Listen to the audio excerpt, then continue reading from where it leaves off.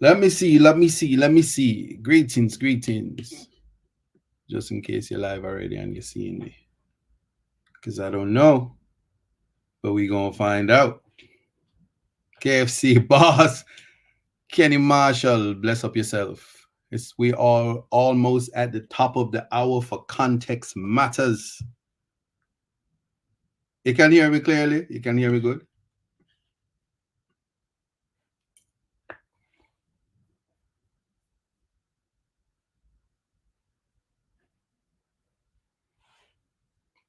Blessing Sue McDuffel. How you doing?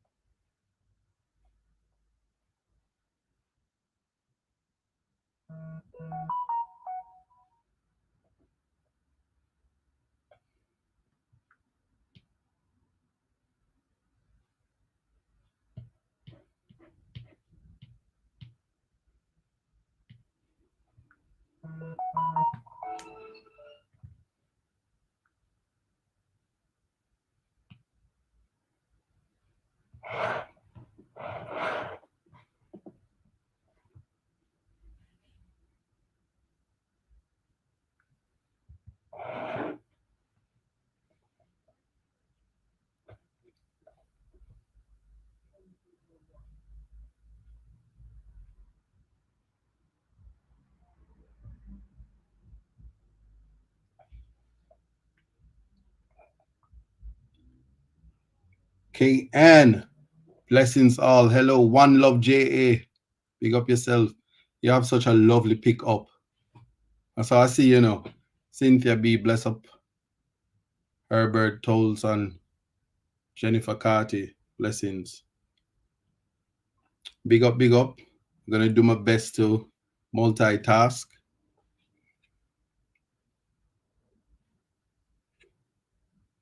And Sue McDuffie, hello, how are you?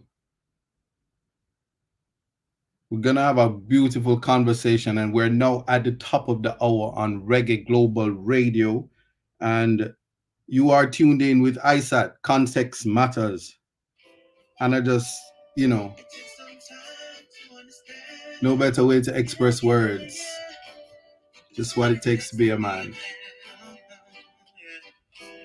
And as I start this show, I want to let you know that when the enemies came upon me to eat up my flesh, they stumbled and fell. I'm quoting the Bible now, so one understands that. But always grounded and stay focused in terms of finding your center. One cannot do so without a higher power. That higher power is God.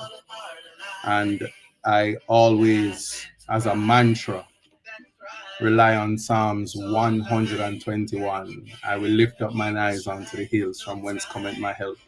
My help cometh from the Lord. And it's important to share that with everybody, because I remain resolute no matter what is happening in life. And that's what is important. Listen.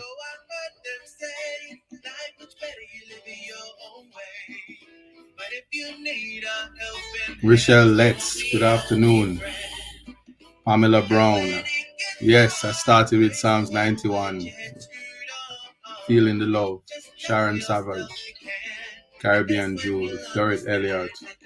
Good afternoon. Iceman, I see you. Patsy. Cheers. Big up yourself. Shane Murphy, I see you in our blessings. All is well on that question that you asked me. And you're tuned in to Context Matters. The date is December 21st, 2023. 5 to 7 p.m. on Reggae Global Radio. Also tune into my YouTube stream.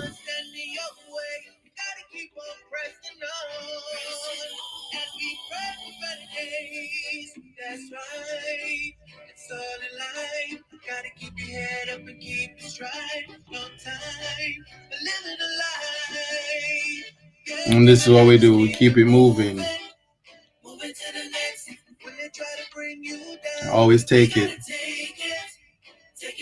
to the next level.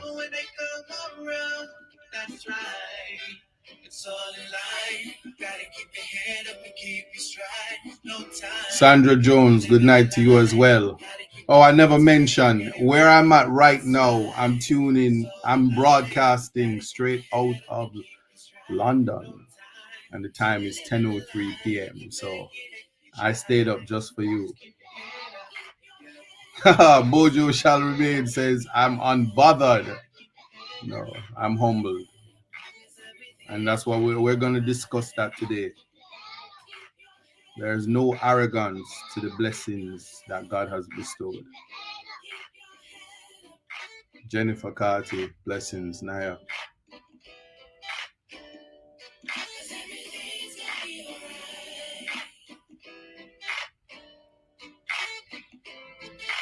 All right.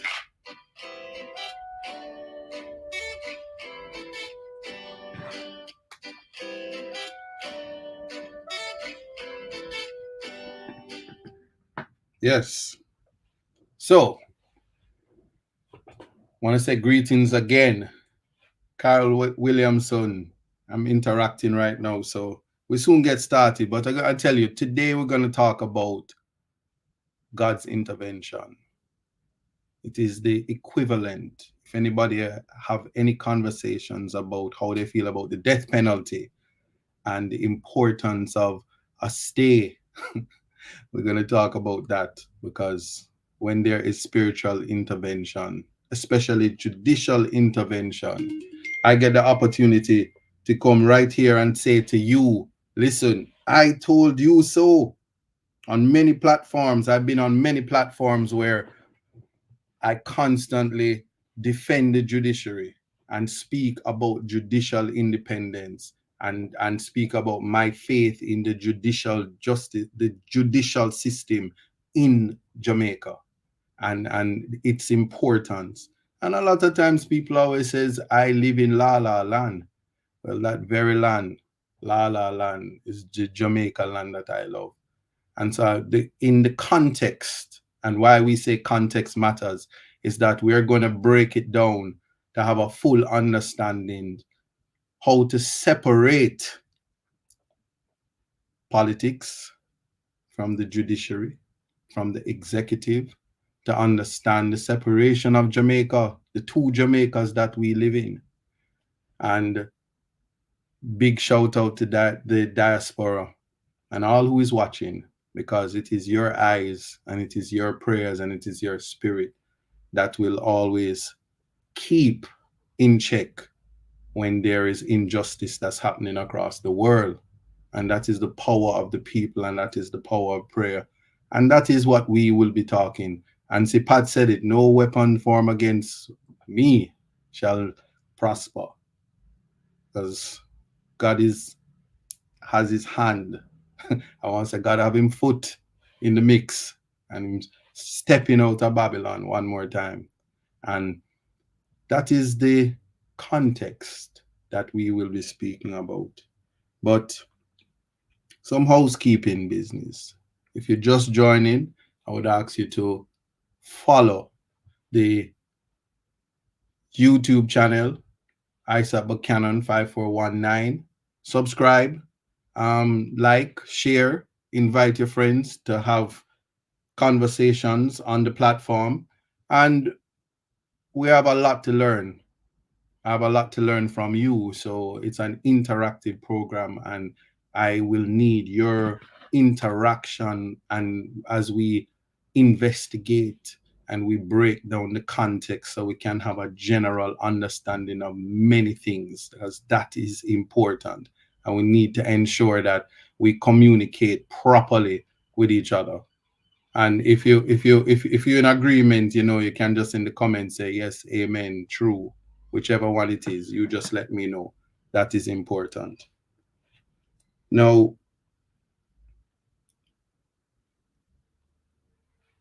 I want to start with the stay. and I'm gonna do it in. I won't use Disney because I don't have permission, but I will say this in terms of speaking about it. Let me start by saying this, and if you're just aware, there was an incident. That's what I will call it. An incident that dealt with language that is repugnant and offensive to many people in many spaces, including myself. Used by me on a platform such as this, where it is your interest that would bring you here. Um, as it is right now, you could see that it is necessary for me to have to invite persons to join in and tune in on Reggae Global Radio, on YouTube. If you tune in from the TikTok, Instagram, wherever you are, but you are with us. And it is important to know that there is something called freedom of expression. Albeit we have freedom of expression, we ought not to abuse freedom of expression. But if one goes out and the context in which language is used is misinterpreted, then you will have a whole conflated issue that causes a lot of harm. And when there is miscommunication, one can appreciate the harm. And we're using the word harm in the context that it created an excitement, it created a distraction. In that distraction came motives that would have gone outside of the context in which statements were made. And when statements are made and you don't know the history and you don't know the reasons why things are said and you don't understand language as used in the particular context and you pass judgment, one wonders what is the motive for that judgment, and it gives rise to appreciating why in the Bible they said he without sin can cast the first stone, because those who pass judgment, one wonders what is the reason to rule with a heavy hand, if that is if I can say that without offending. But more or most importantly is to find the context when people are speaking, and I constantly will use the word context until we have a full understanding and a full appreciation of that context that we speak of. So following that, I would have done everything to ensure that the matter not escalate any further, including what I would humbly submit is self-check integrity. One does not need, we should never need another person when things are after things are brought to our attention to not have self-reflection. And that's something that is important for us to understand and appreciate, that we must have self-reflection, and having done self-reflection, immediately an apology came, a sincere apology, whether persons wanted to accept it or not, and they need to not put anybody through any further harm, and to give anybody the impression that it is okay to verbally in any form abuse anybody. And the internet is a space where we can just verbally say anything we want. Sometimes I look at the comments, even this week, and the words used by persons. I have to sit and say, well, oh my, if the same persons who are judging are using language that's offensive and repugnant, but they have no I guess if you have nothing to lose, your freedom your freedom of expression is of no moment, so nobody has a duty to take it from you. It's kind of like when we were in COVID and the ordinary citizen, when not wearing a mask, the police would say, up in the truck back. But persons who were mentally ill, mad people on the street, or assumed to be mad on the street, they have no mask on, but the police is not stopping them and say, up in the truck back, and with a view to charge them. So different rules for different people. And naturally, if you're in the upper echelons of society, you can say whatever you want and you can do whatever you want. Proof of that is my receiving a 2-year suspension. You can do whatever you want. And when you have power, you have the freedom to do anything that you want to do. The question is, having done anything that you want to do and exercising power that is given to you, if you are ruling with a heavy hand, have you done so within the context that you are to do so? Have you exercised fairness? Have you exercised compassion? Have you exercised balance? Did you do so with persons' constitutional rights in hand? Did you make comparisons? Questions that have to be asked. And oftentimes it's hard to answer these questions when you hate people.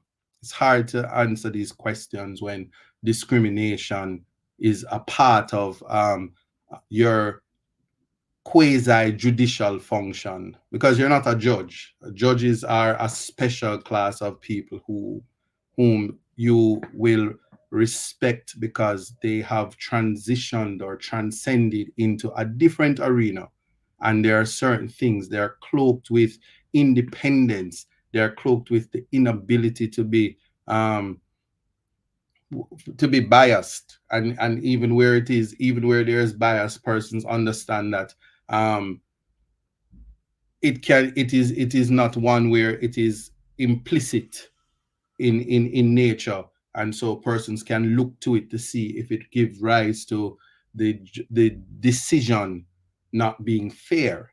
And fairness is always what we look at, no matter what somebody has done. Fairness is something that is of utmost importance.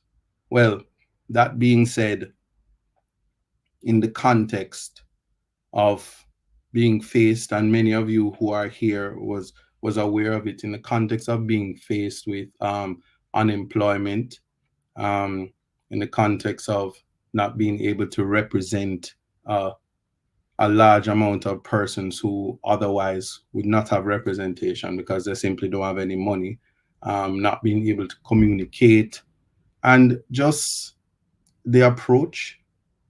I was constrained to file an appeal, and upon filing that appeal, an application for a stay was made by my attorneys. The application is one grounded in law, and that's the beauty of the judicial system, the judiciary. I'm talking about when you go to court and you see the erudite judges who sits on the bench, the same judges that when they rule in your favor you love them, and when they don't rule in your favor you hate them. Key person in point is I want to say our great justice, our chief justice, who is not afraid of criticism from the media, and he gives he gives his decisions on the law, unbothered by public outcry and public opinion, which is important. And so to go to the court, and this is the context that I'm having this conversation, so I'm not criticizing anybody. Blessings, Dorrit, JamericantTV.com, Lamore Howell. I'm seeing everybody. Greetings and blessings.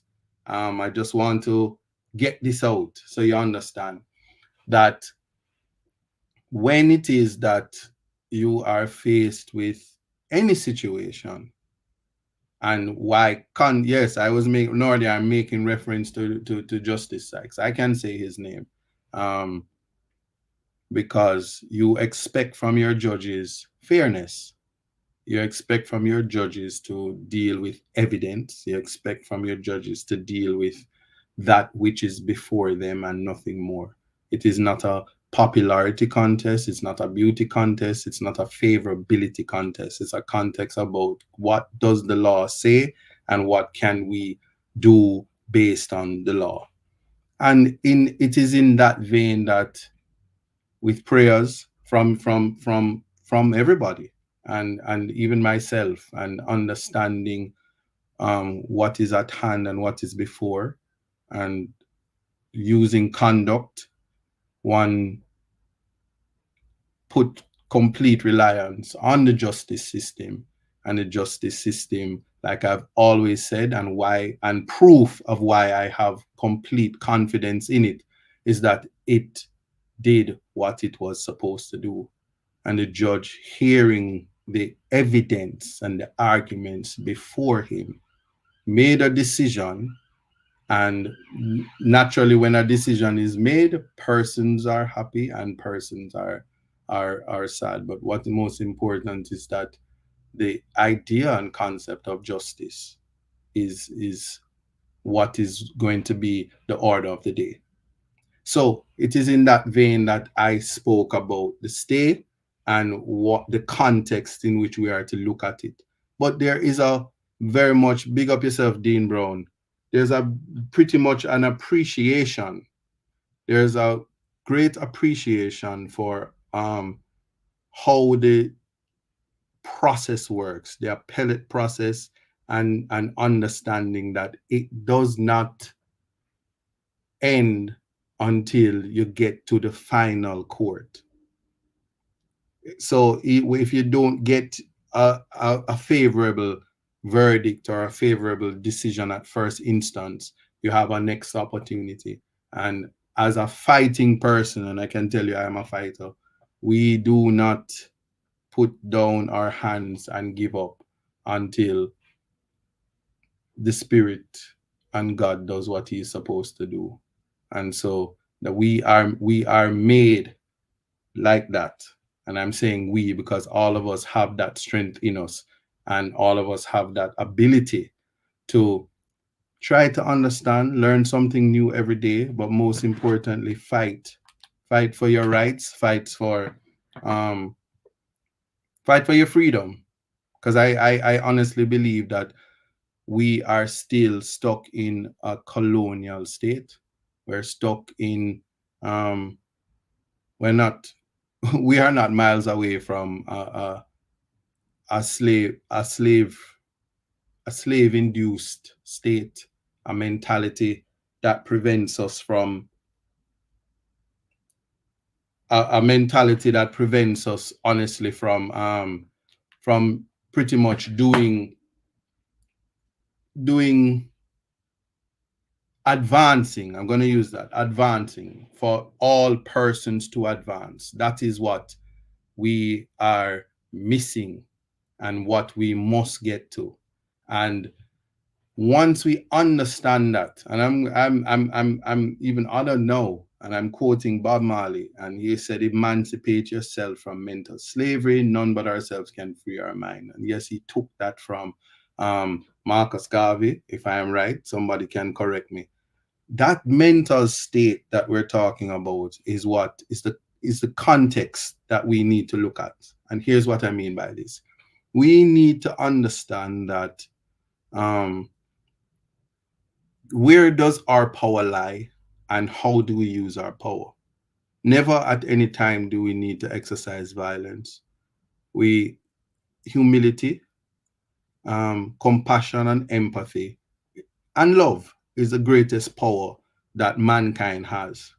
And when united, no matter how much anger and how much war and how much strife comes from it, I can tell you, those elements, those ingredients, it always conquers the wickedness and the iron mentality, the brutality, the mental brutality, the mental war.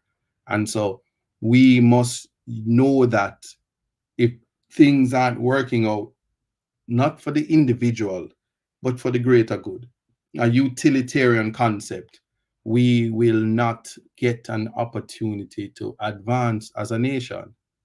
So here's the context now. We're going to school now. But before that, let me give you the icebreaker. Let me give you the icebreaker. And before we go into the actual content, I'm going to give you the icebreaker and I want your comments. I'm just going to put a picture up and I'm relying on the comments. And remember, it's interactive. And I look forward to, I probably can't read out everything, but I'll be looking at the comments to get an idea of what your interpretation, what context did you see. Here we go. I'm hoping that you can see the picture and you tell me the context. I have nothing more to say. I'm going to leave it there and mum's the word.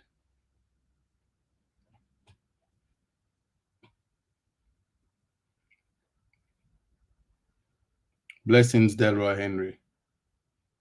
So I am humbly waiting on observations.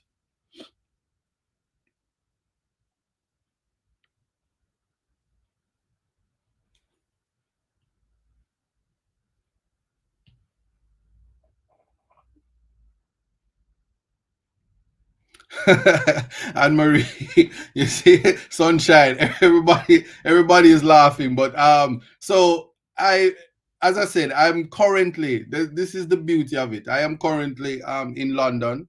I've completed that which I came here to do, and yes, in reference to the sign. So we're having the photo, so it's a visual thing. And although I'm on Reggae Global Radio, I want you to tune in, to sign into Reggae Global Radio, and you can see me live, and then we can have that conversation. But that's fine. Anyway, I think I've had it up long enough, so I'm going to leave it at that. So I'm so yes, Sunday. Forever blessed. Yeah. So I was walking past a food establishment, and one wonders if such an establishment could ever be opened in a state that is still struggling with the English language and the context and interpretation as it comes in. And this is why context matters. I won't say any, I will make no comments on that, but to say that it is there for you. And I will post it later on my Pat, you can't read it, hush. Somebody will read it for you, or if you read it in the context, you will see it. But that is what is important. Context matters. And we're moving on from that. Yes. Now,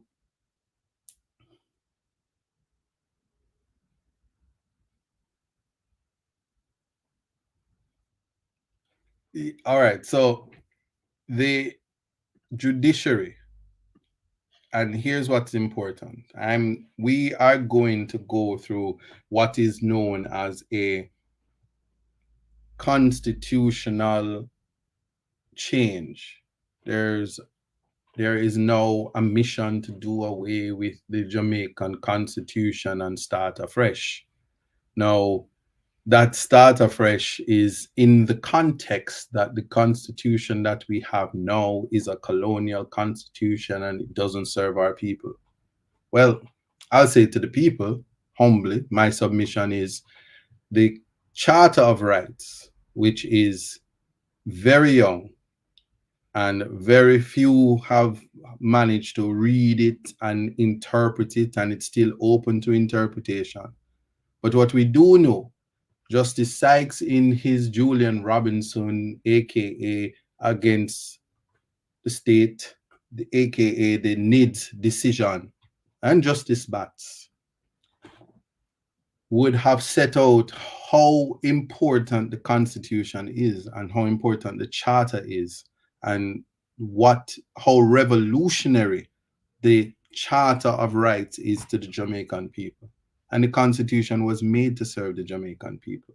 So one wonders, if it's doing what it is supposed to do, what is the mission to sever ties in haste from the certainly the Judicial Privy Council? They don't want to have the final court of appeal to be outside, and questions have to ask: have we fixed our justice system? Is there fairness completely within the local space that we can say confidently that we don't need outside influences? These are matters for persons to think about. But what I can say is this: while I personally continue to have complete faith and confidence in the judiciary, which is a separate arm from the political electorate and the executive, the legislators and the executive, I wanted to appreciate that it is the very constitution that they want to change that has what is known as the doctrine of separation of powers, that can allow us to experience even an iota. I'm using these words, even a toops, a brata. If you buy guinea and you ask for a brata or a taste and buy, yeah, if you even a taste of what freedom ought to be. And when cases are brought to the very court, to the very judges that are criticized on a daily basis, but do their job. And if they don't do it and you dislike it, there was some article one time where somebody said, if you don't like the decision, go and appeal it. And you are right. And when we appeal it, we get the decisions we want. And that's why I have confidence in the justice system. But here it is. The Jamaican Constitution, and we can just call it the Constitution after this, it came into effect with the Jamaican Independence Act of 1962. So the act was tabled to make provisions for and in connection with the attainment by Jamaica of fully responsible status within the Commonwealth. Now, the document formed the framework for Jamaica's political independence and created the premise on which this fledgling nation, we used to be called a fledgling nation. Burna Boy said, I used to be called a ugly you, but I'm not ugly you. You understand? I'm a sexy you. Well, this fledgling nation could carve out its own legal system based on its own moral, cultural, and political experience. Well, the Constitution, though largely reflective of the previous colonial relationship, has within it an innate balance of power between the arms of government that is theoretically and fundamentally positioned to support the country's self-governance. This balance is so designed to facilitate the critical functions of government while ensuring that no single body so fully controls the reins of powers that it will or can be imposed without the acquiescence of the other parties and the greater society. So, in other words, the Constitution already have something embedded in it, so people understand. Say nobody no more than nobody, and I'm gonna say that without apology. The positions you hold as creatures of the Constitution are placed in anywhere to serve on bodies and boards and tribunals. You're a servant, and you're to do service in a way that the words I use: compassion, empathy, humility, and the idea that even when judgment is being passed, it is done in a way. Certainly, our colonial masters, they are constrained. They go from a premise that even when meting out punishment and everything, they see if it is a last resort, and then they get there. That is the concept. And so imagine leaving everything to one man who says, I'm going to have to create legislation because I don't like when you tell me that my nose is big. Talking about me now, because I don't like when people tell me my nose is big. Or I am going to pass legislation that if you talk about me and I don't like it, I can imprison you. And if you talk about people and they don't like when you talk about them and they are my friends or they are part of my colleagues and my facilities and my my my my social group, my social class, we will rub you out and make you unemployed and flush you like the degenerate miscreant that you are, the menace to society that you are. The Constitution says otherwise. Because we know that the human being and the ego is fickle. We know that persons will exercise and use ulterior motives and employ bias. And so the system in and of itself, the Constitution, has something that is called balance. And this balance is grounded in the principle of the doctrine or the principle of the separation of powers, which is implied by the Constitution. So what I'm saying to you now today, you cannot go into the Constitution and look up separation of powers and see it. But when you read the document, by implication, you understand that the separation of powers is clear. So it is a complex interplay of relationships and the significance of the power within the executive. I'm calling them out, So if you don't hear it and don't want me repeat it, let me know. The legislator and the judiciary, three arms of government.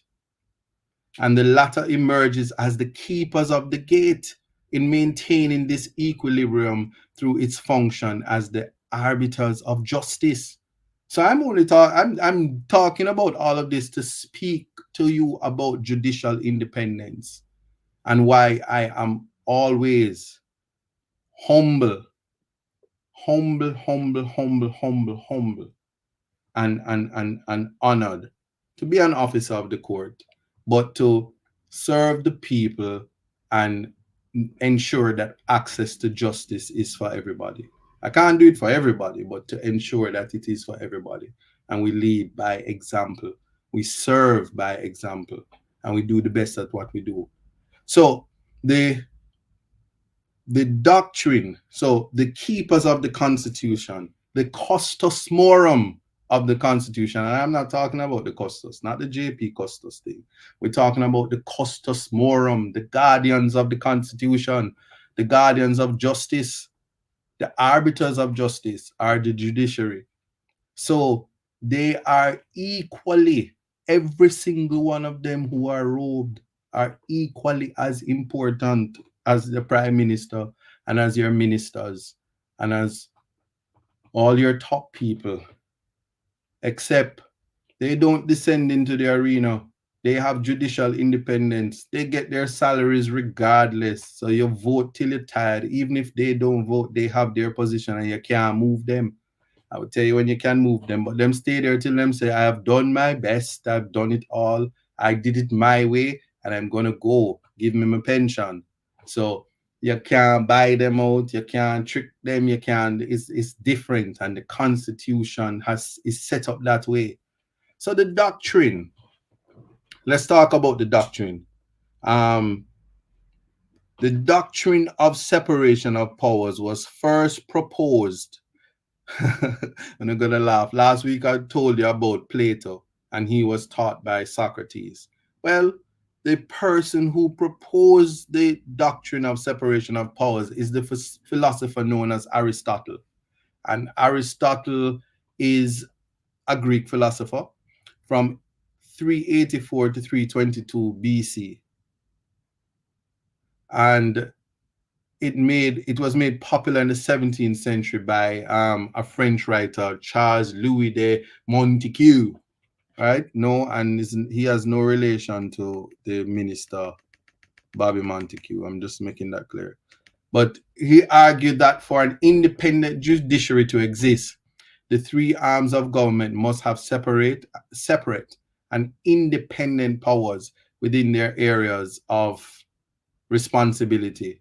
Otherwise, we run the risk of there being no liberty arbitrary control, violence, and oppression. Now think about it. Even in Jamaica, where we have the judiciary, note that if I follow the comments, anyway, even with our judiciary, note what's happening outside of judiciary. Just yesterday, if it was yesterday, I'm hours ahead, but in the Jamaican space, there was a fracas between the minister and a councillor about fixing road for the people. And them trace on TV. And the police come in. And that's the executive, and that's the legislator, and that's the councillor, and that's that, and them having fracas about fixing road for the people. I won't tell you whose side I take because it's not my business, but the road is for the people, and anyhow it fix, the creatures of the Constitution are to fix it. Because it's Christmas time, you're not supposed to be dropping down in a hole, whoever hole it is, you're not supposed to drop down in it. So the roads must be fixed. But had it turned out any other way, you know where they would end up? Right before the judiciary. And then however the judge rules, you're gonna hear say him is either the green one or the orange one, and some are going to be happy and some are going to be sad. But what is important is that evidence and law is what governs the court, and the arbiters of fairness and justice and the guardians of your rights are found in the court, the judiciary, nowhere else. Don't expect fairness from your politicians. Don't expect fairness from other arms. Don't expect fairness from tribunals. They're not judges. They're quasi judges. They are prone to bias. They are prone to influence. It's assumed that they would take on an erudite approach, but they are infallible because they're not judges. They're not cloaked with the constitutional independence and protection. That is why context matters. So you will have a situation and you try mediation, and when mediation no work, then you go to the judge. The same thing when you go to those tribunals. That's why you can appeal them. And I am now in no way suggesting that you do not respect them. What I am suggesting to you is that you simply go through the process, know your strategy, read your case law, know what the case law says, be grounded in law, so that when you make an informed decision, this is so important, no matter what they say, you deal with the law and you have what is known as precedent, so that you can say to the arbiters of fairness, the protectors of your constitutional right, that this is what happened in other previous matters. Here is the comparators. Now split fairness for me, please. That is what the court is for. That is what the justice is about. And justice is found in the judiciary. It is found in the courts. And that is why it is so important that the Constitution ensured that there was a separation of power. And so the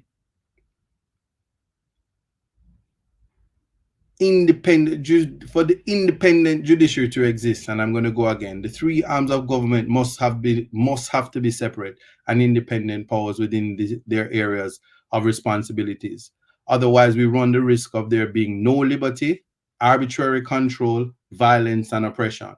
So this principle may be applied to varying degrees in any legal system and may or may not be a legal restriction. However, it is a very effective tool used to protect rights and liberties of citizens from tyranny, from communist behavior, from totalitarian behavior. To understand that we don't run a country on PR.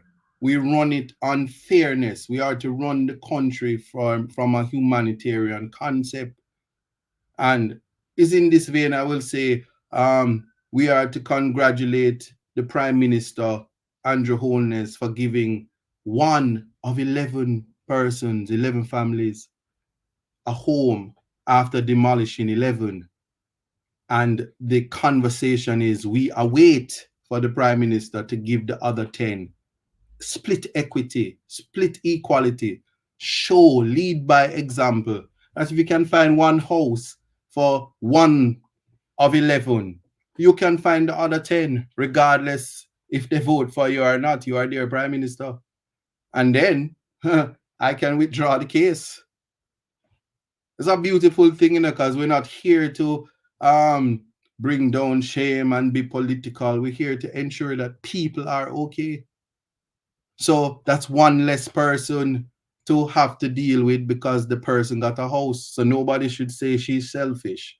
Nobody should say how she sell out. Nobody should say this because she now has a house. And that is what we are here to do, to ensure that those who are not living with a roof over their head end up with a roof over their head.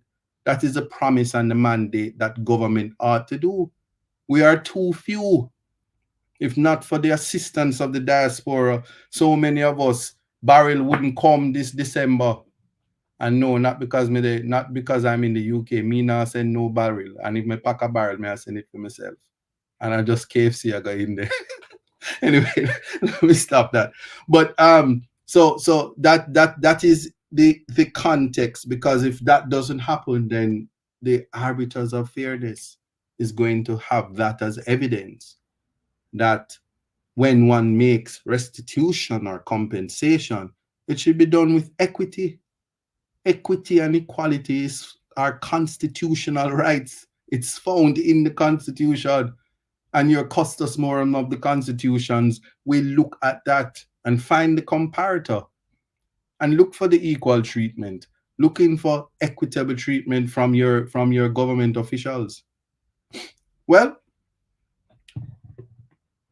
the argument that the PM must go is balanced by the argument who will he be replaced by. Then when you say that it matters not who is replaced by, but you have done your time and spent your time, you offend people, and while you offend, laws are being put in place to ensure that you are placed in a position where your life, your liberty, your livelihood is at stake. But OT, you have no diaspora, so barrel must come under consideration.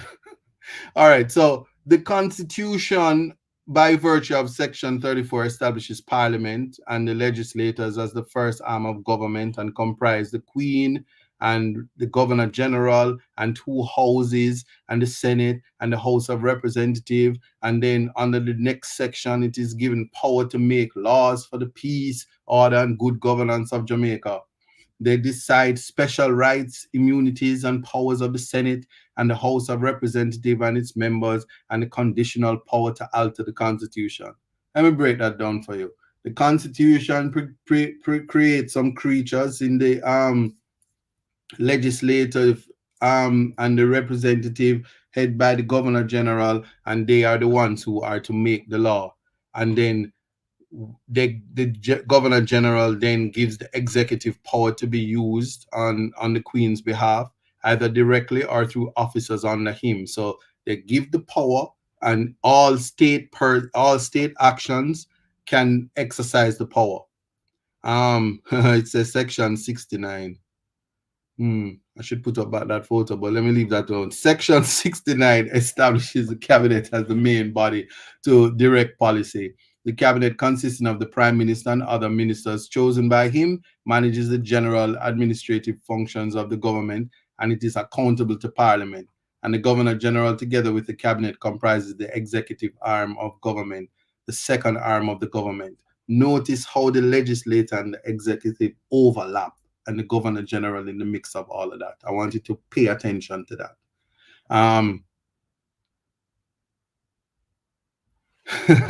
The people have not, nobody just stop talking about barrel, or they won't even stop talk about the barrel, but ease off of the barrel and just work with me. So what happens next is the part that I want to talk about, because after you have the legislators who make the law and the executive do the enforcement, you have the judiciary. And that's the third arm of government. And it comprises of judges and magistrates from the network of courts that form the legal system. And you have that by section 97 and 103 of the to 103 and 103 of the Constitution, and it establishes the Supreme Court and the Court of Appeal, respectively. The Chief Justice, everybody know who the Chief Justice is, Justice Sykes, and the President of the Court of Appeal, which is Justice Brooks. They are appointed by the Governor General on the advice of the Prime Minister in consultation with the leader of the opposition. So notice how important it is. So when we think of government, just know that the opposition is just as important. And so the work done in your capacity as opposition is just as important. And so it's not an inferior office, save and except for you just didn't have the seats to be the prime minister. So they're, in my mind, one and the same, and can be respected, save and except for one has the purse and the other one I said, wait till me get the purse. Yeah.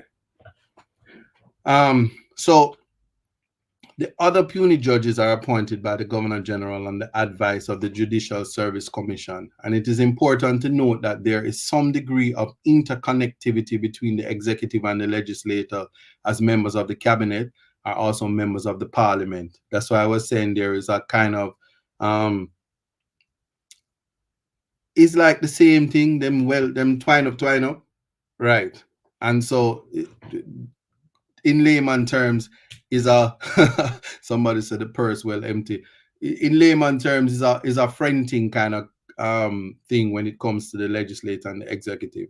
But the sharing of personnel between these two bodies comprises the strict application of the doctrine of the separation of powers, and it is therefore imperative that the judiciary executes its function in an independent manner, because oftentimes when there is an investigation into the overlap and the use of that power, it is the judiciary that is the only office, is the only power arm that can ensure that the people aren't disenfranchised. So again, if you don't take nothing else away from me, just know that judges are the custos morum of the Constitution. And this is to give you context as to whether JJ, behave yourself. Somebody tell JJ behave himself, please. So that's the first thing that we're looking at.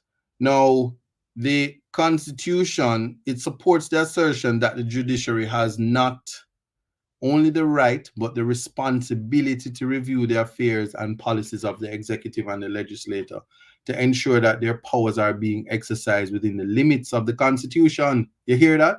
Within the limits of the Constitution. So notice, breaking news, your powers are limited to what the Constitution allows you to do.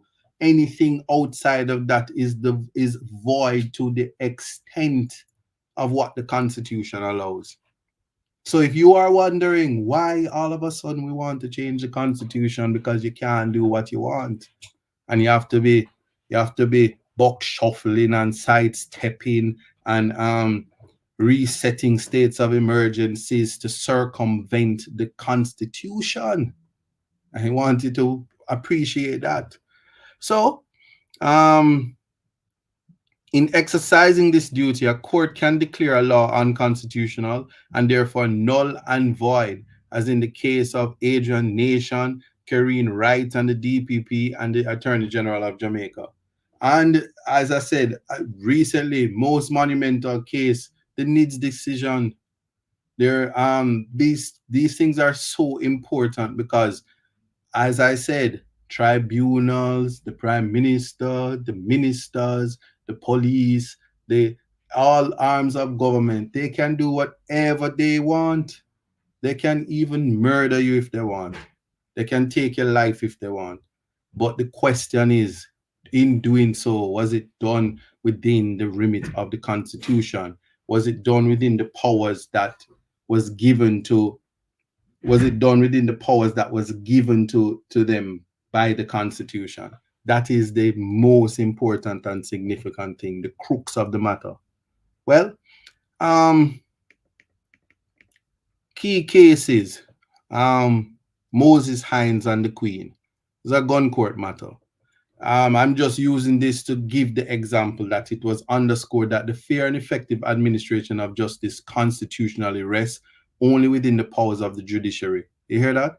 Only the judiciary have those powers. And in independent Jamaica Council for the Human Rights Limited and others, that's the Serena Marshall case and the Attorney General, the Privy Council overruled the judgment of the Jamaican Appellate Court in finding that the three bills attempting to remove the Privy Council as a final appellate court were unconstitutional. And this decision was based on their previous ruling in Hines. So here's what's happening. The Constitution almost literally is like an immune system. It will treat void actions of the creatures that it gives powers like coal, like flu, and it will issue a vaccination and it will flush them out. And the human beings that the Constitution serves are the doctors, because you can flush out anybody that you don't like by way of vote. And so you too have a duty to who benefits are given and rights are given, much is expected. That is the idea. And again, this is in the context of speaking about the doctrine of separation of powers. So if you're just tuning in and you don't know what I'm talking about, it may sound offensive and repugnant to you, but I wish to make clear that it is within the context of speaking about the powers of the judiciary and the importance of knowing that, yeah, you can run into parliament and you can pass legislation and you can do anything you want to do. You can say that we want to make a dead person do something and do the legislation, pass it, get the votes and put it in effect, and then everybody must turn up to the grave and say three Hail Marys and then get the assent from the dead person and we run the country. So because just like how they say, sometimes you see things happen and them things say is born, we born and mark it yesterday. Well, that's the idea. You can do anything you want, but when you do it, does it stand up to constitutional challenge? Is it void? That's what happens. So do whatever you want. It's just that, are you doing it with the limits, within the limits that the Constitution will give to you? So, as demonstrated in other Commonwealth jurisdictions, the judiciary may indirectly place pressure on the legislator to ensure that laws are drafted intra vires in the first instance, in attempting to avoid ultra vires rulings. So ultra vires, as I said, is void to the extent of its not being its inconsistency. So the courts, when they make precedent by their rulings, kind of put them in line. And so you see the re-emergence of needs by the government is assumed that the legislation now reflects the limits placed on it by the Constitution. So in attempting to avoid ultra vires rulings, the legislator oftentimes tests its own legislation in the courts. And this occurred in Surratt et al. Versus Attorney General of Trinidad and Tobago, where in the Trinidad and Tobago government defended an action on the grounds that a bill seeking to promote equality was unconstitutional by virtue of it being discriminatory. So we can have nice laws with headings that pretend like it's doing something for people. Like it is all okay to open a library and say it's everybody can come there and you can read any book you want. But if you're not teaching people to read, is that legislation promoting equality? Think on these things so people can do anything they want to do. You can debush, you can put up nice road, you can give one house and not 10, you can do anything you want to do. That's the beauty of it. It's just that when somebody says, I feel like my constitutional rights are violated, or I'm exercising my right to freedom of expression, and I am criticizing your actions and your conduct, is it okay for you to bully? Is it okay for you to say that they should not speak? Is it okay to punish people when they express themselves even in manners that you don't like it, and no crime was committed. And that's why context is also important, because the narrative and the power of the media, the power of even the internet, and the concept of you know, the team up and the cyberbullying to create a narrative, so people, so cancer culture can be the order of the day and circumvent persons' rights as citizens and as free independent human beings, with the concept of what the criminal law is: free autonomy, power and freedom over self. These are the importance. Chosen Claude says, yes, I said providing the amenities but denying the right to learn how to use it. Exactly. So it's the same thing where we I don't want to sound like one of our prime ministers that say road can yam, but when we try to do, when we are developing a nation and say we're doing infrastructure, like we're proud to build new police stations but not new lockups, when the people who live at the police station are the persons who are detained at the government's pleasure, currently the king's pleasure. But or we decide that we're going to build a nice fancy roads so it can get, you can get from this part of the country to the next part of the country, but then the roads, you can't access it because you can't pay for it, or it cuts through your ability to make money. Communities are cut off from the world. And it's not only limited to Jamaica, but what we need to know is how do we educate our people? If we're doing all of this without the educating aspect of it, then you will hear government come up and say, we have the jobs, but you're not qualified. We have the jobs, but the specialist areas, you don't have it. So we have to now import. So we have the highways and we import the work, and we set up the infrastructure, including, for instance, in the Jamaican space, the call centers, the all of this. But eventually, if the people aren't educated and the people aren't able to be trained because of the basic understanding, even where context matters, then they're going to have to import the workers. And then the narrative is going to be that Jamaican people are worthless and they don't want to work and they just want barrel to come.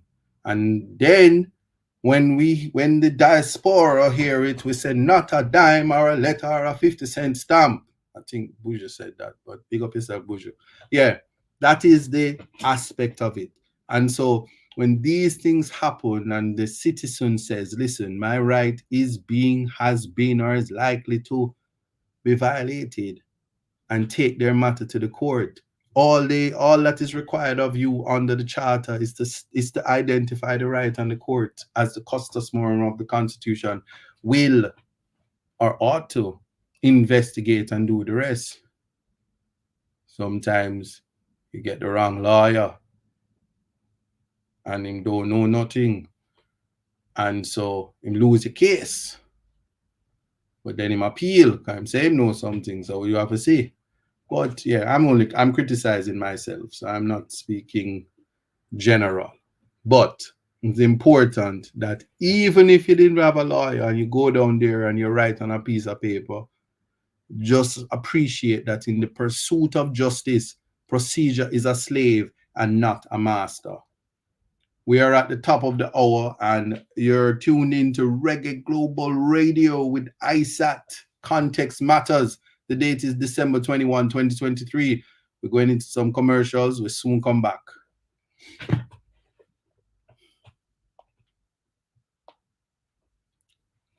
Yes, my people. Yes, you can call me that ISAT lawyer. Yes, I'm still a lawyer. First, we must have the education, and the government don't care the disability people in Jamaica. And we have a Disabilities Act. Are we implementing the act? These are questions that we must have. Big up yourself, Crash. Cheers. Big up yourself. Equity, fairness. I see you in the blessings, blessings. And I must tap the screen and share the live. Tap, tap, tap. Yeah, I need to get into. Bear with me. I don't want to leave my listeners and my viewers on Reggae Global Radio, so I just want the commercial breaks to go. But while we do that, here's a nice photo for you guys if you're just joining to comment on. And see if you can let me know. Yeah, your thoughts on this image. I was having a stroll in London and this photo was taken of me. Yes.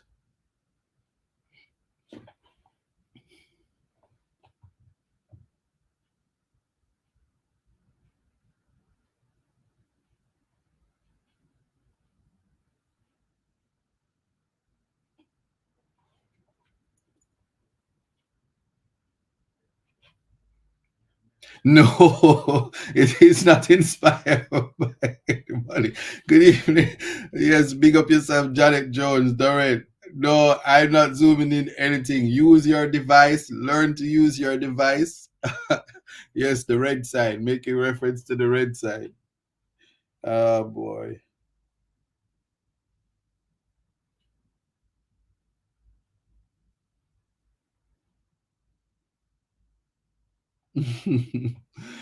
uh,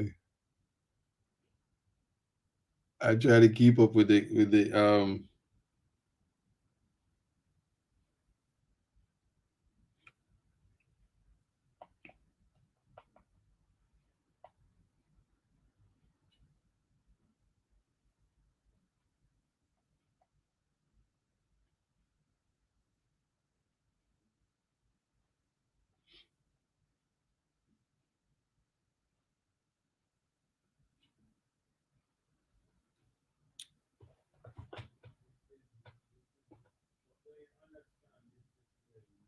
Penny, Rain, Wenadette, blessings to you. Paula, I see you. Marlon, IGR, Faye, Wenadette, big up on yourself. JC, Ireland Goddess. I see you in the on the YouTube as well. And if you're just joining, you are tuned into Context Matters. Listen, I don't want to type KFC unless you plan to send me some KFC, you know. And you can ask me for my postcode and send the KFC. It's called Uber Eats.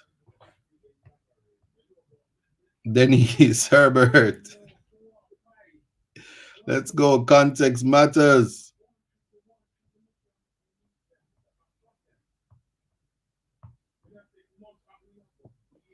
Yeah. Now, let me remove this. I won't be able to self. For my people on TikTok, hear me.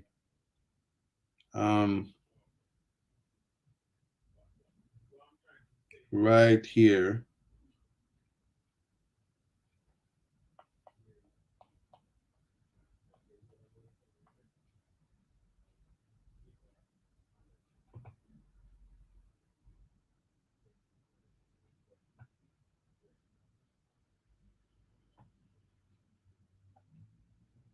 Don't want to leave it out.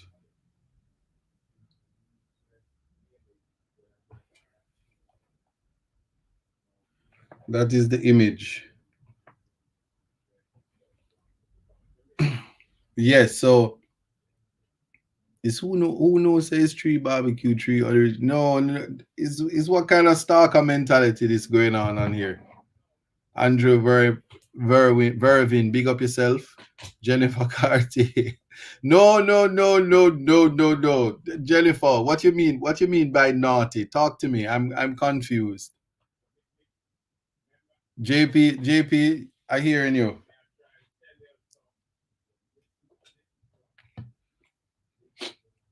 All right, so here we go. Now going back to So you are tuned into Reggae Global Radio, and we are into the second hour of Context Matters. The date is December 21, 2023, and we are at time signal is now 11:07 if you're in the UK. It's now 6:07 if you're in other parts of the world, America, Jamaica. You know, it got Eastern Standard Time. The only KFC is Jamaican KFC. Thank you. Now, I said the background picture is not for you. No, no, no. I'm just telling you, I'm just walk on by, and these are the things in terms of what freedom of expression is. So the purpose of that photo, and I'll put it up again at the end of the conversation, and we can have a little more conversation. And I'll even open up the phone lines, and you can call me and you can tell me what you think about it. But I want to just finish what I was saying in terms of the whole idea of the concept and the importance of the judiciary. Now, where we are governed under a system which rests upon the impartial application of laws and under which citizens' rights and obligations are regulated by those laws, there must be an established and accepted system for making law. The law must be publicly known.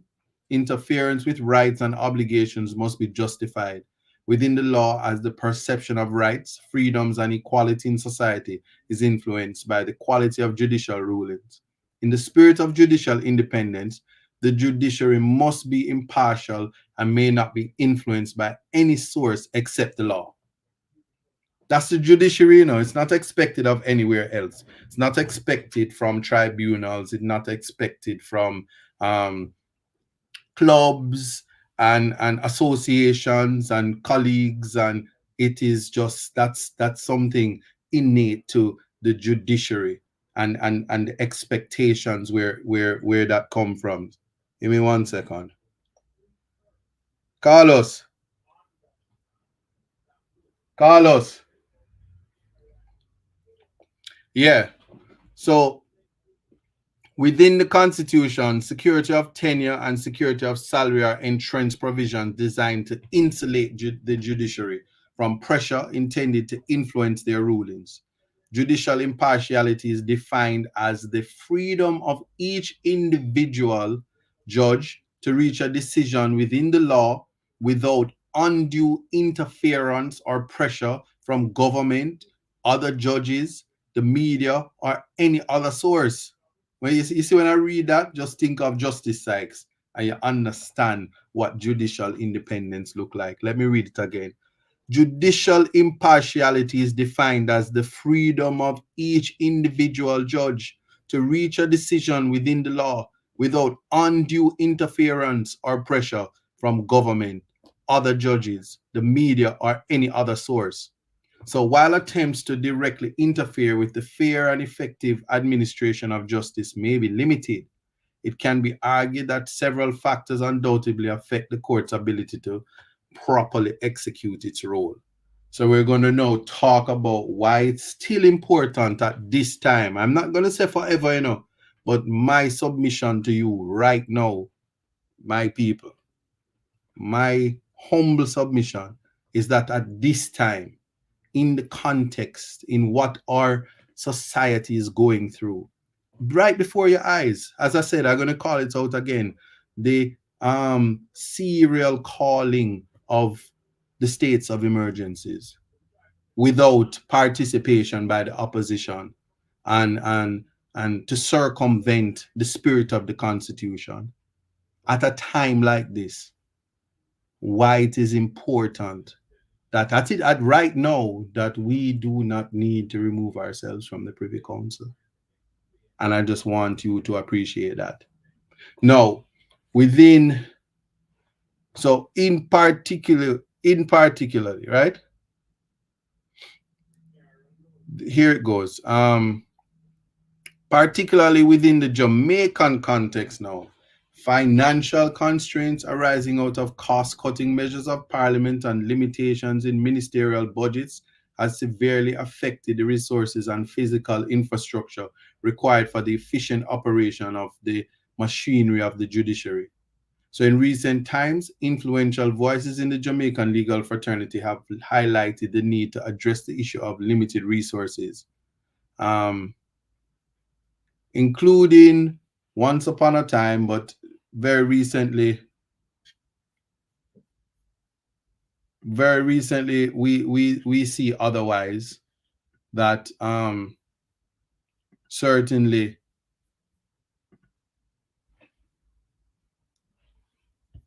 I'm wondering if you can hear me, because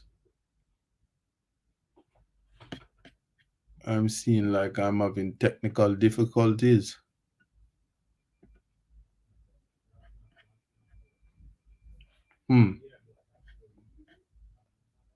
This would be unfortunate.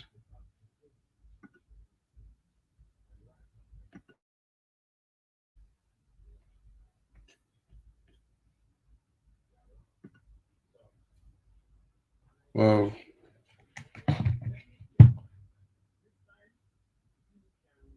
You guys see me? Somebody message me and let me know if you see me, or I don't know what's happening, because I look like I'm frozen here.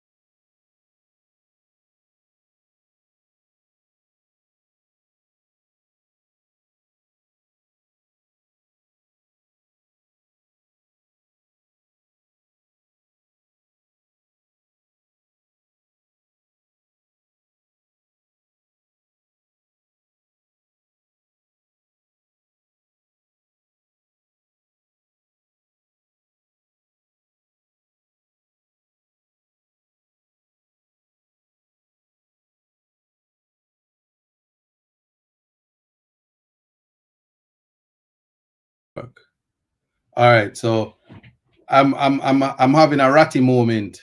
So if you see me in the comments, let me know if I'm back, because I don't know if I think I went out a little bit. Yes, see, Northern said no. Remember, on vacation, so Starlink didn't travel with me, but this is why I must get Starlink. Somebody just said Ratia pop up. Why did people give Ratia a moment like this? This is unfair to me. Lord, why? I'm not laughing. It's not fair. This is not fair. Oh dear. Yes. Yeah. That not fair. Not fair. I'm not accepting that. Yeah. So I was, let me repeat what I was saying. They say I'm in a Starlink moment. Yes. That commercial break was brought to you by Starlink. All right. So what we should do, or what should have been building more courtrooms, we still haven't gotten to the new courtrooms, and making sure that we have more personal court reporters, even more prosecutors, because the prosecutors, you see, they are overworked and underpaid. And it is important that if we have an effective justice system, that we have, if you go into the courtroom and you look at the load that a prosecutor has, sometimes as a defense attorney, you have to sit down and just say, oh no, I'm not even going to create too much drama on this particular prosecutor today, because the caseload that they have is so full. If you, sometimes you go into the court and you look at the court list, so we need more prosecutors, more court reporters, more courtroom. We need better place to sit down. Otherwise, it's problems for you. You get sciatica, all kind of things. And that was not being done. And then swift justice, as in a fair hearing within a reasonable time. I'm gonna tell you, you'll understand why Justice Sykes has done something phenomenal in the courtroom, in the court system, balancing the rights. All of this done while balancing the constitutional rights of persons. So you want to deny bail, but you also don't want to have trials in a reasonable time. You can't have both. I'm I learned that from the justice just this year. So the judiciary also provides guidance to the citizens and other branches of government on the matters relating to the Constitution through statutory interpretation and application of general principles of law while settling disputes brought before them. So their ability to be fair and impartial is particularly challenged when called upon to interpret and rule on legal documents that are poorly drafted or ambiguous. So everybody has to play their role, especially when you're dealing with constitutional rights. It's not a it's not a competition, you know. It is an ability, even as officers of the court, to ensure that we give effect to the Constitution. And I will invite every one of you that's listening to me that when you have time, you go to the Julian Robinson decision and you look at NITS and you look at what was the interpretation by Justice Sykes of why we had the Charter of Rights, why constitutional rights is so important. It is key for you to understanding how it is Jamaica is going to march forward. It is significant for you to understand what your role is in this election. So I'm not just talking, even when you're in the diaspora, don't pack the barrel, save the money so you can go home and vote. If you're enumerated, your vote matters. Talking to the people who never otherwise vote, so that when the voter turnout comes out, it's not 38% of the people voting. It's not a 30% of a population that's voting. We want to get back to 65 and 70% of the voting persons participating in elections on serious issues that will affect maybe not us now, but our future, our children. What we want or what we envision Jamaica to be is going to be embedded in the power of the vote, in understanding what the referendum means, in saying, do we allow these persons to amend the Constitution? Who are the persons that are sitting on the committees? Are they from backgrounds, or have they displayed characters, the character of humility and compassion, empathy for persons who are impoverished, are from not from the upper echelon, are not from the elite class? Have they felt our pain? Do they understand what is going on with us? Do they know what it is to drink sugar and water? Do they know what it is to see a mango upon somebody else's tree and feel like, say, if me not eat this tonight, me I go dead? Even though that sound like me I promote Peredia last name, but context matters. So appreciate what I am saying. Do they know what it is to suffer?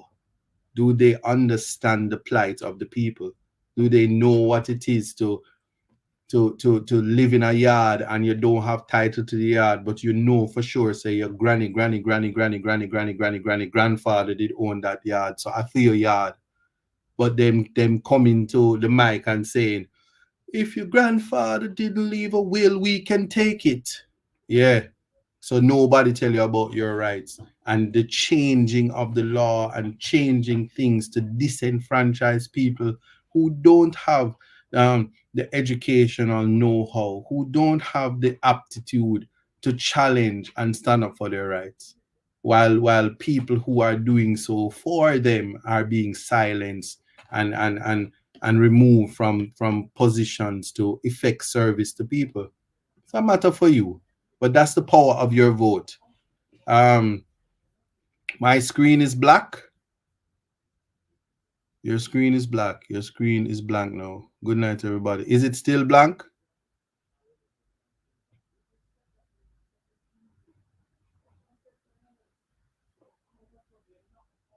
Talk to me.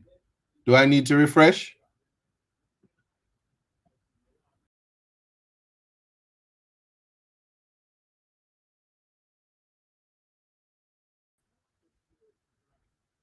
Am I back?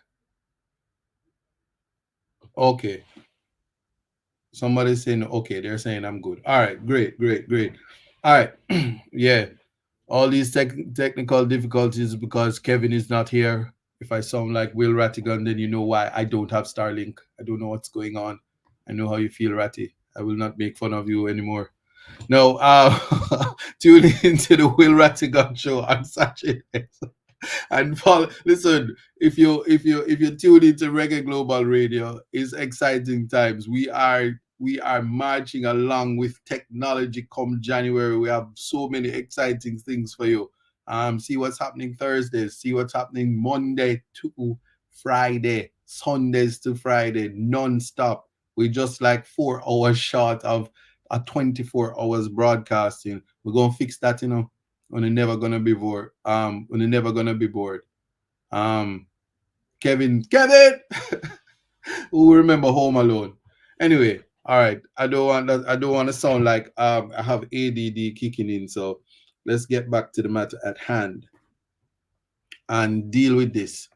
So although the law lends itself to flexibility and expediency, the question arises in some instances whether the ruling accurately represents the will of the legislator. Um, as some appeals have been advanced on the grounds of statutory misinterpretation, as in the case of R and East Berkshire Health Authorities ex parte Walsh. Judges may find themselves inadvertently assuming the role of creating legal rights when required to make plain issues not explicitly addressed by legislation. So, what we don't want is judge making laws.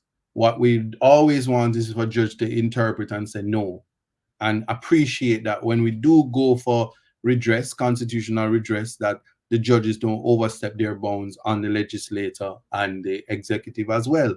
So judges are to say yes or no and make the requisite declarations so that persons can understand what their rights are, and that when these declarations are made and when the laws and the constitution is interpreted, it is for all.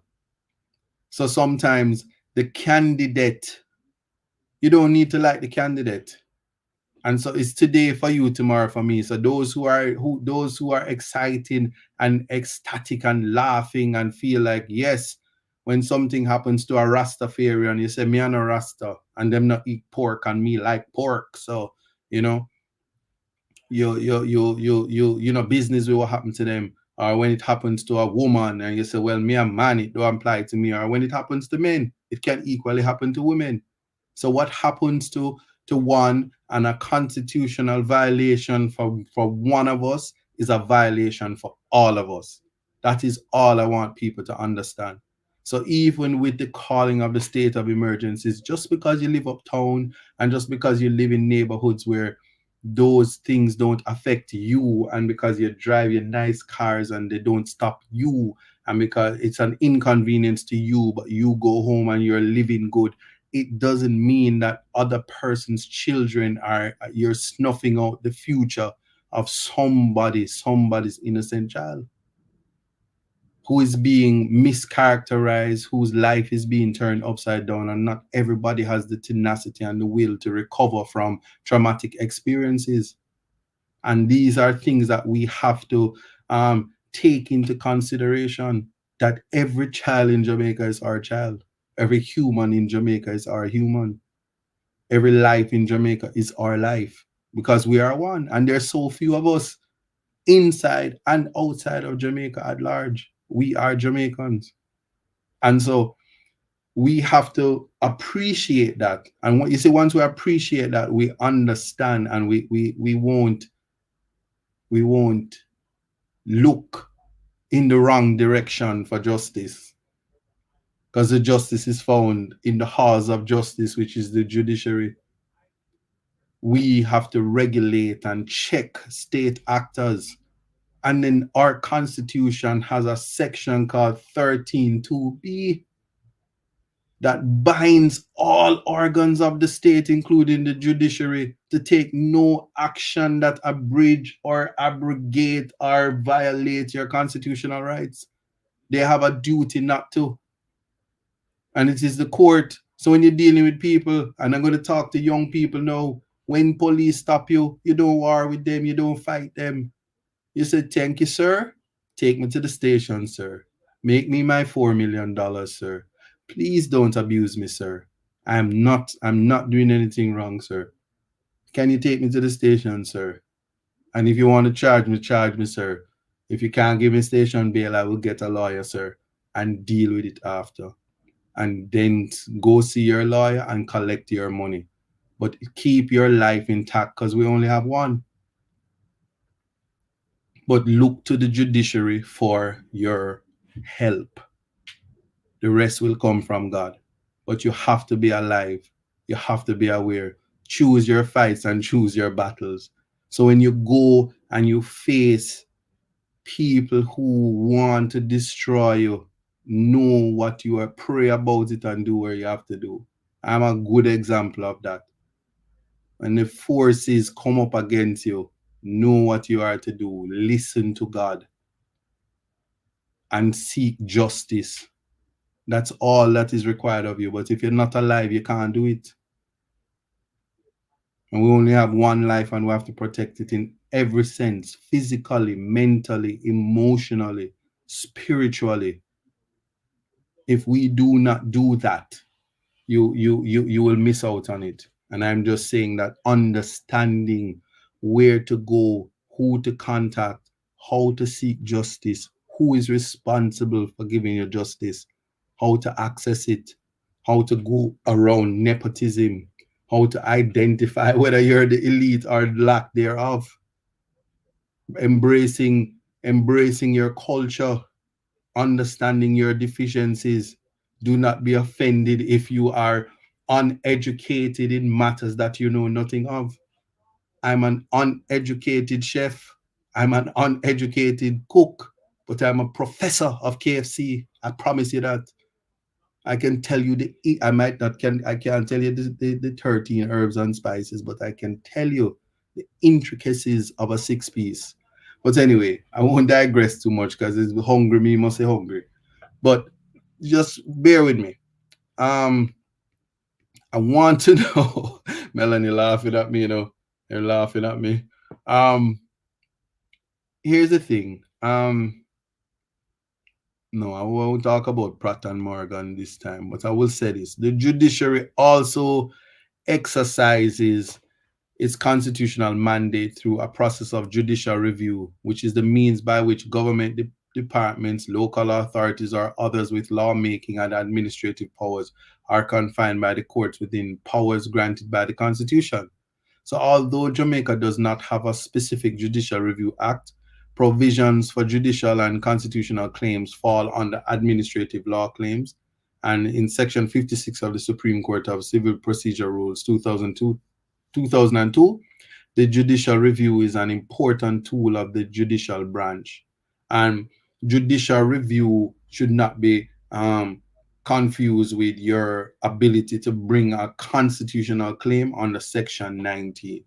But that is why you seek a lawyer who has the competence and the ability to put your case before the court and know what avenue to take so that you get your remedy in court. Now, the beauty of it is this. What is at the heart of the function of the judiciary is remedies for judicial review.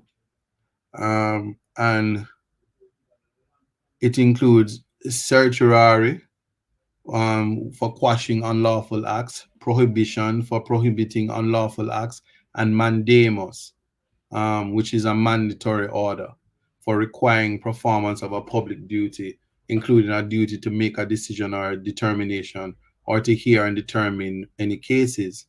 The fair administration of justice by Jamaica's courts is influenced by the fact that its final court of appeal rests outside its jurisdiction.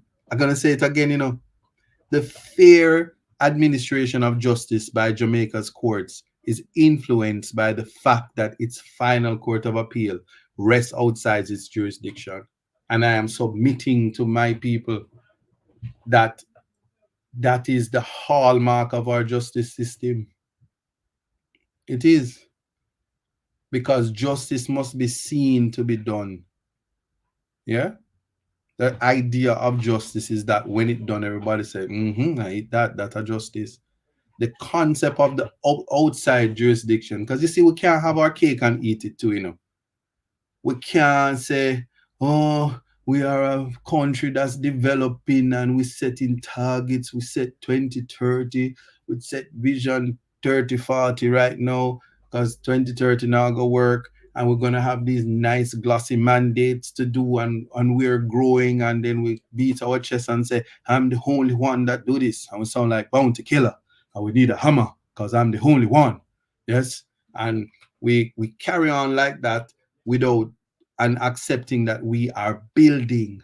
So you see, while we are building, and why we can't account for how Singapore used our model to be one of the greatest economies in the world, and we are struggling. And we pat ourselves when we make a small improvements, baby steps that won't come to fruition in our lifetime. We must accept that until we fix our internal issues, and until justice can be seen to be done for the least among us, once we are able to see that and appreciate that, that is when we can start to talk about severance. It's kind of like, there are people who still living with their mother and them father, even though they said when you turn 18 you must come out, and it's not a bad thing. The royal family, they do it, so we know it's not a bad thing. What I'm saying is that some of us will be ready and sometimes we're not ready, and my submission to you is that we, Jamaica, we are not ready to sever ourselves from an outside jurisdiction court that has no interest whatsoever with the political affairs of the matter. And Jamaica is a small country. And so when you start to take up the paper and you have to wonder because everybody had the same last name. So you go in and want something and then you hear say, oh, my cousin married. Or you ask question, how is it that you're in a case and the wife of the police officer who is responsible for security of your case sit down on the jury? So when she go home, you cannot assume no other thing that except that she's talking to her husband, because she's not, she, where would she get training otherwise to not need to have these conversations? And we're human beings. When you start to have those things, or the minute you open your mouth about somebody, you don't even know if they're related to the next person, and them hate you and just need the opportunity to do away with you and first chance them get. And then you have all the big fancy names, and you see one in the media right now and them are investigate, and you say, but oh no, not the same name, they just, anyway, it's all in context, right? Anyway, so people will do what they need to do to protect their families because they have a family. My brother used to talk about a lizard named Stinky Picnic. Lizard did so ugly, but you don't want nobody kill the lizard because the lizard has a family. You see, that's the point. So context always matters. So though there is not, when it comes to the separation of powers, the Jamaican Constitution was designed so to support and to be supported by the doctrine of separation of powers between the legislative, the executive, and the judiciary. So though not free of limitations, the doctrine effectively balanced power among the three bodies, and ensuring that encroachments that are not in the interest of justice are held somewhat in check. So the sharing of personnel between the executive and the legislative bodies in the Jamaican Parliament, however, can lead to cynicism, cronyism, and has a potential for corruption. And then when you hear that Jamaica is a corrupt state, you need to appreciate the overlap between the legislature and the executive, and this person doing that person, and then you go on certain shows and you hear them cuss and say, um, they make, I don't agree. I take my position, but you hear people complain about the prime minister and the wife of the prime minister as a speaker of the house and how inappropriate that is. I don't agree, but like we said, justice must be seen to be done for it to be done. So perception and optics is everything, and there's a conversation to be had about that. But my position is, persons who take their have a right and their autonomy to seek their zenith, to reach their to crescent moon, to climax context, yes, to reach their climax. Now, so there are the sharing of, so we spoke about that, the whole thing looking like, cynicism and corruption. So it is therefore imperative that the judiciary be allowed to function independently and be protected from the interference from those who would seek to influence its decision. So, despite the intent of the Constitution's author, the justice system can only be determined to be fair or faulty based on human factors, the judges. So the Constitution is a function as well as a reflection of the society it serves, and as such, our moral, cultural, and economic experience will determine how our justice system evolves and whether the tenets on which it is founded are sufficiently strong and rooted to support Jamaica's political and legal independence. And I will say this where context is concerned: anybody anybody, and I'm saying anybody, even a body and a branch, whether it be government, whether it be private sector, whether it be churches, whether it be any arms, any collective that suppresses constitutional rights is not doing justice and not giving effect to the Constitution, has no respect for the citizens of a country. Anybody, any person who would destroy somebody for expression, even if you don't like the expression, you have no regard for the Constitution. You have no regard for humanity. You see the people that you are to serve as subhumans, and we need to break away from treating humans, the least among us especially, as subhumans, because the idea and spirit of constitution and human rights is human dignity. So when you would strip somebody of their job, salary, strip somebody of their livelihood, it is your intention to dehumanize, to strip them of humanity and put them in a subhuman state. So if one wonders, why did ISAT pay the fine of $500,000 immediately? Well, the public should know, had I not paid that fine, when I returned to Jamaica, there would have been an arrest warrant out for me, and I would be put in handcuffs, and it would be the joy of those to say they put me in prison for speech, for language, not for stealing money, not for doing harm to anybody, but for speech. And it is in that context that we are to have our eyes open to be our brother's keeper, to champion the protection of human rights in the Jamaican space if we are to ever ascend and transcend to a nation that each and every citizen have the opportunity to become the best versions of ourselves. Now, with that said, share my photo one more time because context matters. So I was having a stroll in London, and I stopped because it was cold.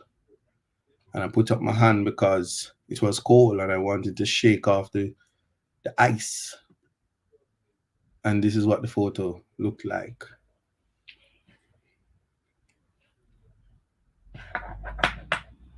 Yes, Samuel Johnson, that is correct. And I want to send a special big up to Andre Stevens, the partner draw boss, because he gave a shout out for me last night. And he told you guys to come here and give me some audience and give me some of your time. So I appreciate you guys always. Hey, look at Rain laughing at me, Reggae Global Radio. We tuned in, and they're laughing at me in the chat room. The minute that the minute that my internet was not stable, everybody feel that Mr. Rattigan vindicated. I just chalk it up to bad mind still. Me not argue with nobody. Bad mind is active. New song. Anyway, so that's the essence of what I was speaking about. And what I will do is, sometimes as we go, we have a thought, we have an idea. Yeah. So if somebody feel free to give me a quick call. I probably can take one call before the show is over. If I get the call, I will take the call. But that is the essence and nature of the conversation that I was having. The importance of the doctrine of separation of powers. The context is who is responsible for ensuring that justice is meted out the to the public. The protection of constitutional rights is the judiciary. So if you understand that when judges make these rulings, they do so for the interest of the people.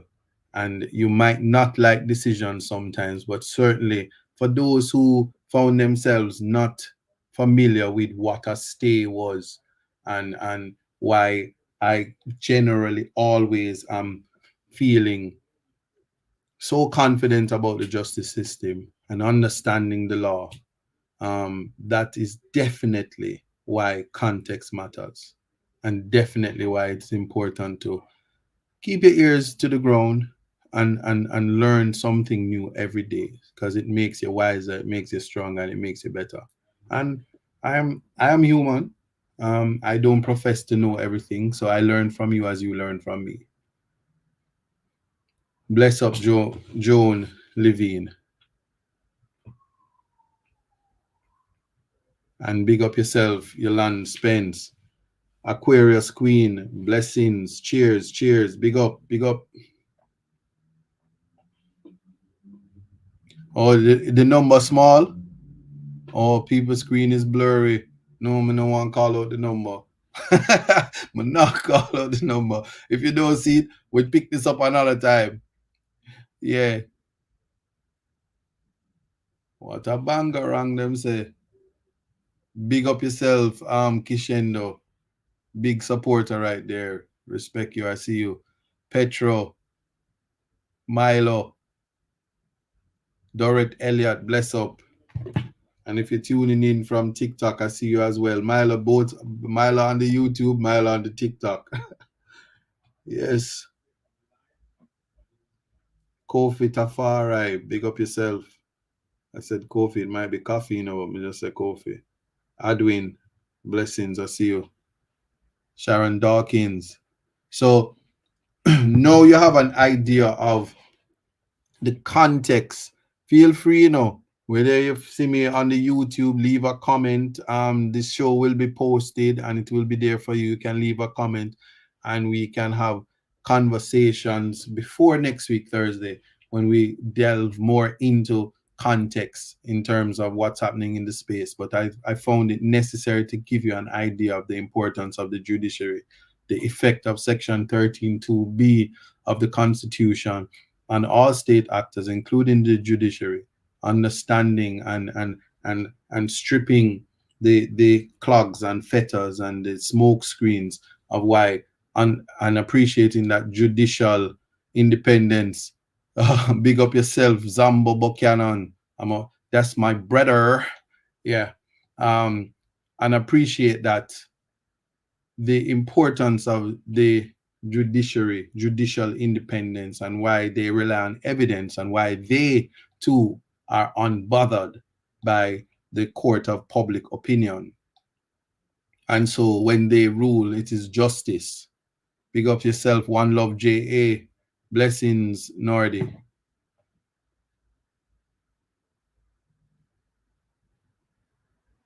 And Daisy Magazine, blessings.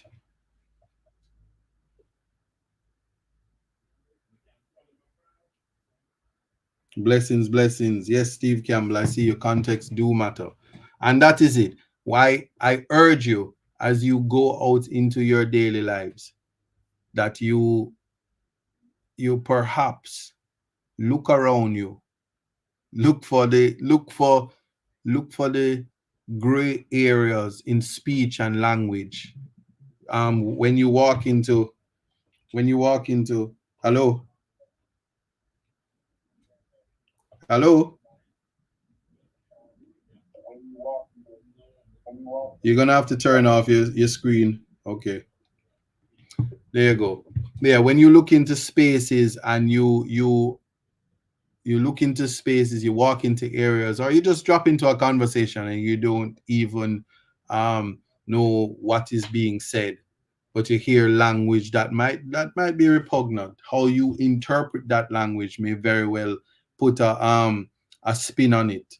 And so, as a photo, big up yourself, Andrea Vassa. As the photo I had put up, as I said, I wondered to myself what would be the reaction in Jamaica if they knew that there were places in the world where you could just pop up and see the language, dirty dicks. And what would someone say? How would they interpret that? And would there be a call by the churches to have that establishment shut down because it's a bad influence on people? Would it be a call for a breach in the moral fabric of society if dirty dicks was allowed to be opened in the Jamaican space? Just a matter.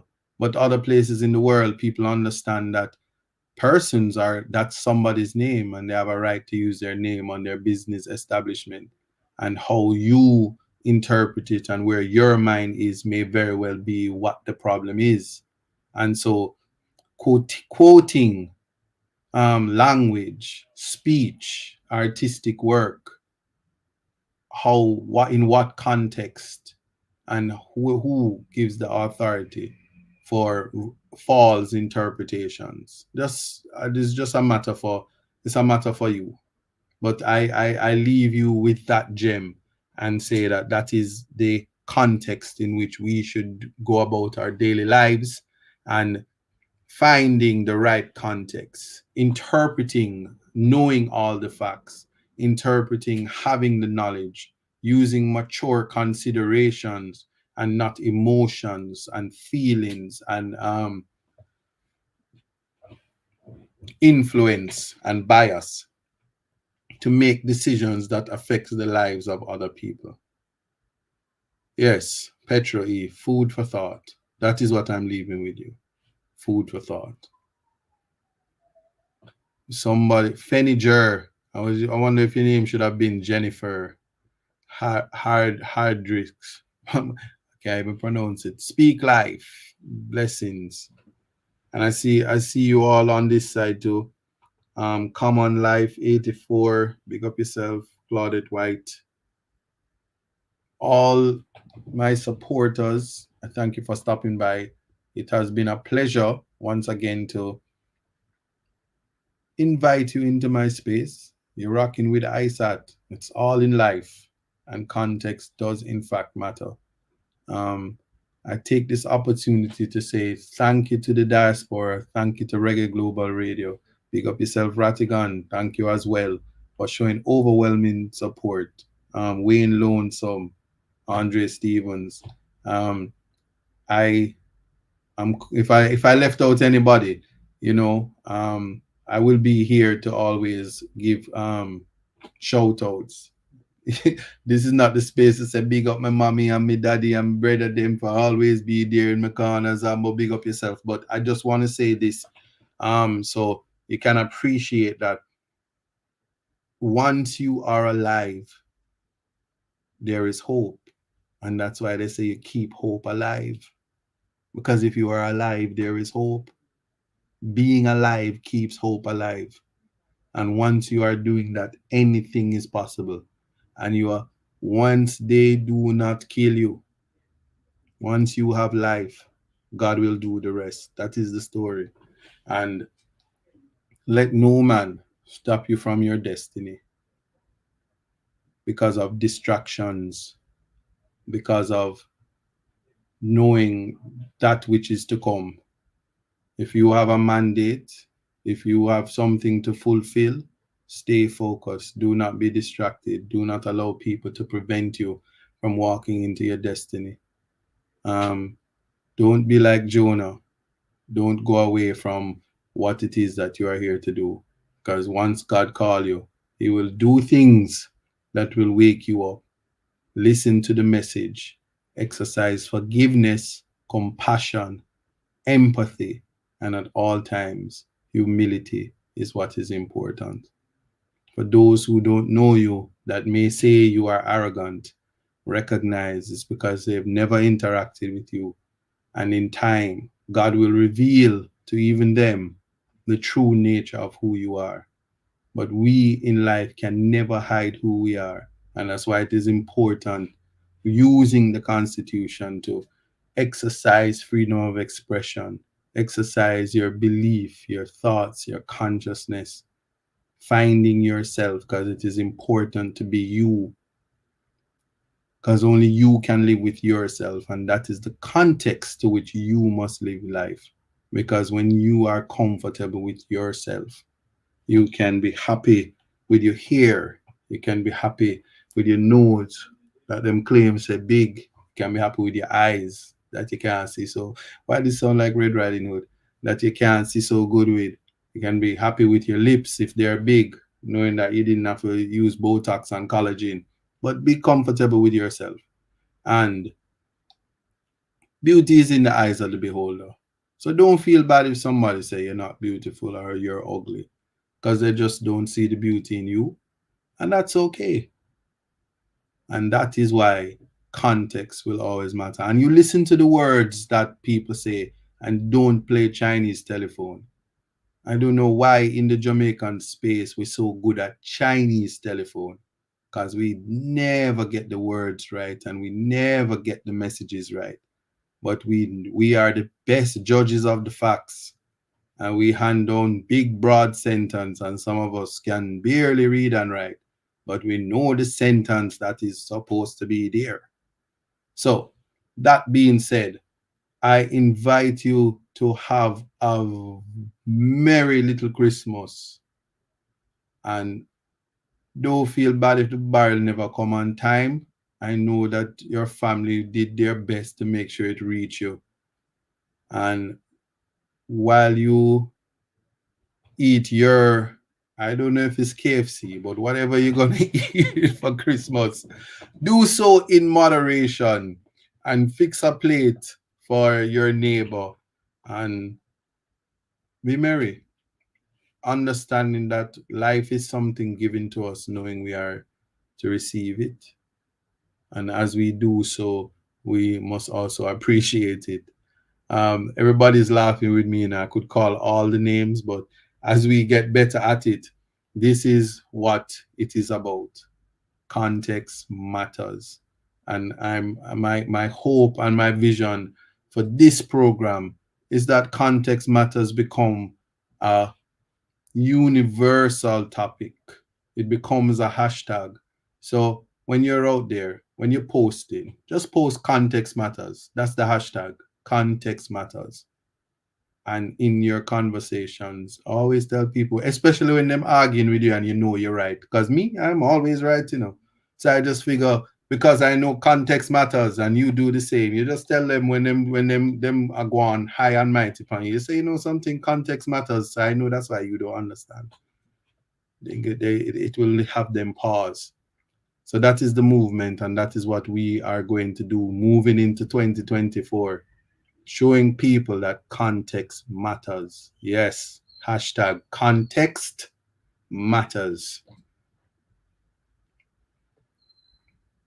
And again, if you have any thoughts, ideas that you want to hear and discuss on the show, remember you tune in to Reggae Global Radio, 5 to 7 p.m. every Thursday. We ain't going nowhere. And again, everybody, listen on just cause them give me back my license, don't mean that me's not an artist. So follow my ISAT official, follow ISAT Buchanan, connect with me, share my journey, a musical journey as well. And listen to the words. I hope you are motivated. I hope you are inspired all in life. I'm going to release the video in January, the official video. And there's a story behind it. Why context matters? Well, imagine me I shoot the video and then when me start see the footage, my belly big because me am too much KFC. And then me have to go put on sweatsuit every day and go work out because me not like how I'm looking at the video. So I say, yo, we're gonna have to do some reshoots. So I'm gonna cut down from the 6-piece and come down to a little 2-piece. One barbecue, one original, because 6-piece was giving me love handles. Can't be in a video with love handles. So follow my journey and hit me up on TikTok.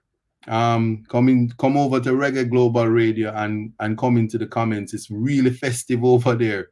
And yeah, TikTok is the place to be as well. And follow my YouTube, Isa Buchanan 5419. Subscribe, be a part of the movement, and we learn together, we grow together, and we will find success together and transform the nation that we love together. That's what we are here for. I listen to you and you listen to me. And that's it. It's now 2 minutes to 12 in London. And yeah, it's about to be 7 o'clock. So somebody said, what a bangarang. Yes, Delroy Henry. Blessings. Big up yourself, Barbara. See you. Just stay. I'm in London and you haven't given me any KFC as yet. So people, have a wonderful, wonderful Christmas. I'm gonna say that again because even if you're not celebrating it in Jesus' name, celebrate it as a holiday, as a time to be with family. Take the context out of it. Take the good out of it. Take the merriness and the cheering and love out of it. The word is love.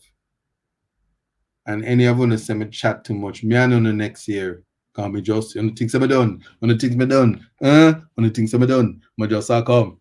Anyway, that is it. I promise to post the pic on Instagram, Facebook, and TikTok for your comments because the conversation don't done. There's a lot of establishments in the free world, in the first world countries. When you go around and you see them, take the pictures and share it with me. And that's it. ISATs, Context Matters, December 21, 2023. We are at the end of the show. Blessings. ISAT out.